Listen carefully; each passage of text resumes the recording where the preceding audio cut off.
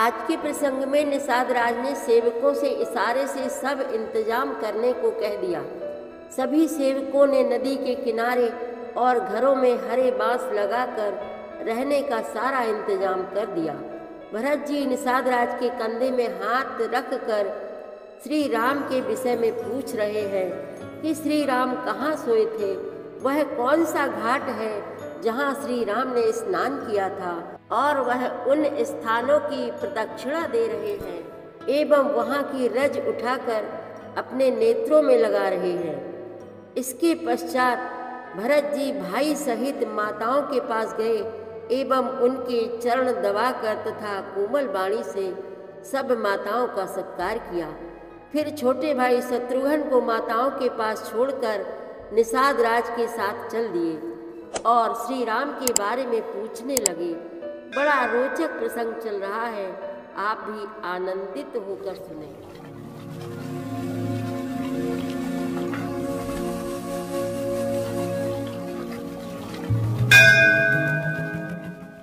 श्री रामचरितमानस पाठ को सुनने वाले सभी श्रोताओं का स्वागत है। राम राम जी। पाठ प्रारंभ करने के पहले बोलिए सियावर रामचंद्र की जय, पवन सुत हनुमान की जय, श्री तुलसीदास जी महाराज की जय। सनकारे सेवक सकल चले स्वामी रुख पाई, घर तर तर सर बाग बन बास बनाए निजाई। उसने अपने सब सेवकों को इशारे से कह दिया। वे स्वामी का रुख पाकर चले और उन्होंने घरों में, वृक्षों के नीचे, तालाबों पर तथा बगीचों और जंगलों में ठहरने के लिए स्थान बना दिए। श्रृंगे वीरपुर भरत दीख जब, भेषनेह सब अंग शिथिल तब, सोहत दिए निषाद ही लागू, जनु तनु धरे विनय अनुरागू। भरत जी ने जब श्रृंगवेरपुर को देखा तब उनके सब अंग प्रेम के कारण शिथिल हो गए।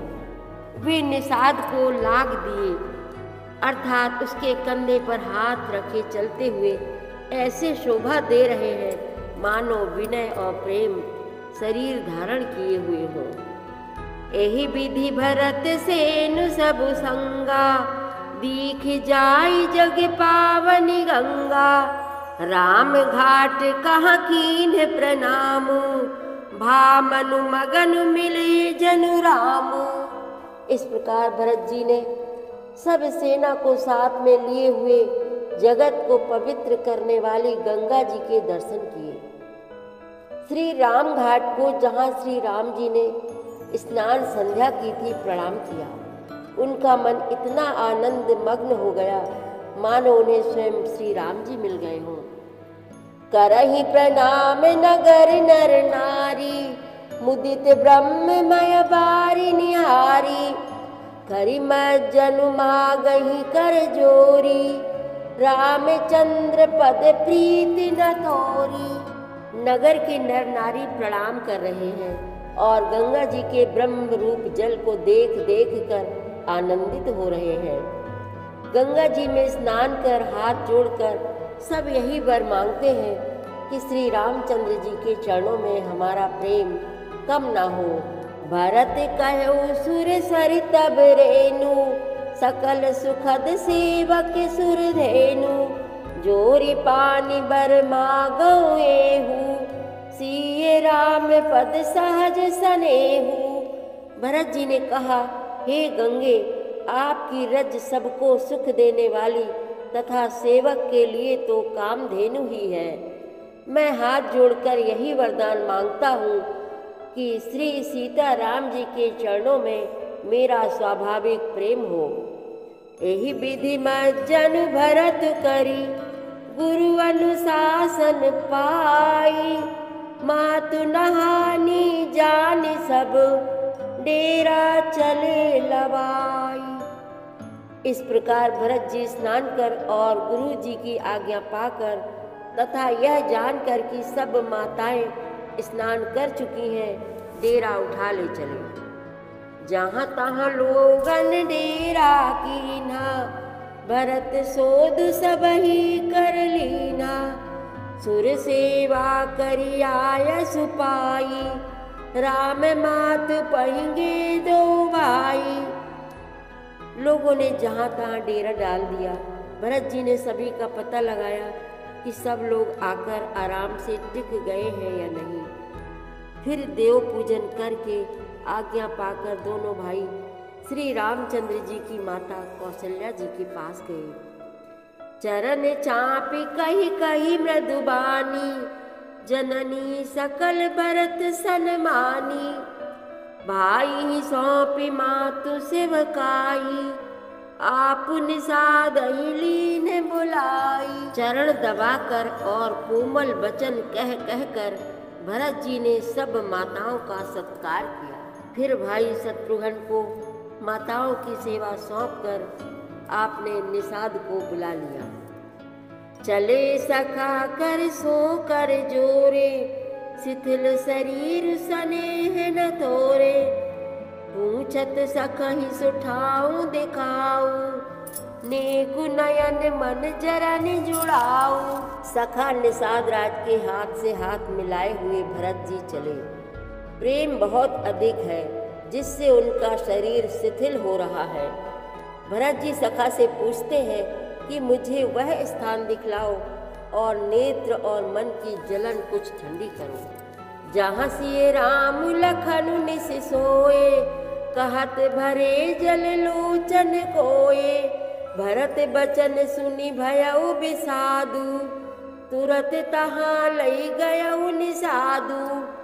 जहाँ सीता जी, श्री राम जी और लक्ष्मण रात को सोए थे, ऐसा कहते ही उनके नेत्रों के कोरों में प्रेमाश्रुओं का जल भर आया।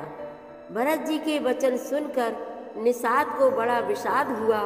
वह तुरंत ही उन्हें वहां ले गया। जहाँ सिंसु पुनीत तर, रघुबर किए विश्राम। अति स्नेह सादर भरत, कीन्हु दंड प्रणाम। जहाँ पवित्र अशोक के वृक्ष के नीचे श्री राम जी ने विश्राम किया था, भरत जी ने वहां अत्यंत प्रेम से आदर पूर्वक दंडवत प्रणाम किया। उस साथरी निहारी सुहाई, कीन्ह प्रणाम प्रदक्षिण जाई। चरण रेख रज आँखिन लाई, बनई न कहत प्रीति अधिकाई। कुशों की सुंदर साथरी देखकर उसकी प्रदक्षिणा करके प्रणाम किया।